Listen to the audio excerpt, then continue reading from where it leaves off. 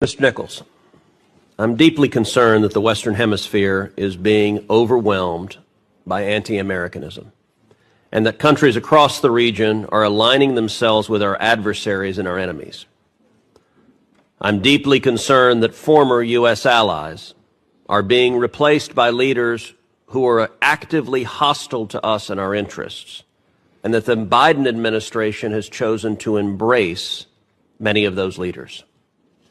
President Biden warmly hosted Lula da Silva at the White House and called him a close friend.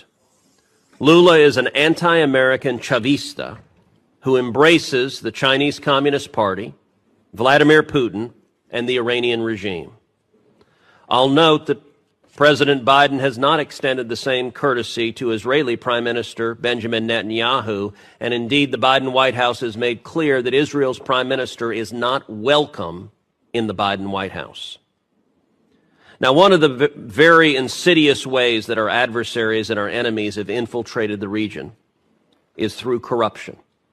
China, Russia, and Iran all exploit endemic corruption, including and especially corruption driven by left-wing movements to advance their geopolitical agendas. Congress, and specifically this committee, has recognized the importance of combating such corruption and have given you powerful tools, in particular under Section 7031C, sanction authorities. The Biden administration has used these sanctions repeatedly across the Western Hemisphere, but not, I'm dismayed to say, not against the left-wing anti-American communists who are aligning with Russia and China and Iran. Quite the opposite. Again, the Biden administration has looked the other way at malign behavior from such actors. Well, Brazil. Bolsonaro, a pro-American leader, was replaced, to the Biden administration's cheering, with an anti-American radical Lula. And there is corruption likewise in the Lula government. In February, Lula allowed 2 of Iran's most advanced warships to dock in the port of Rio de Janeiro.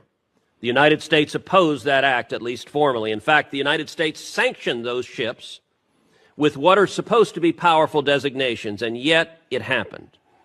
I believe the Lula government's corruption played a significant role in their decision to ignore the Biden administration and allow the docking. Do you agree with that assessment?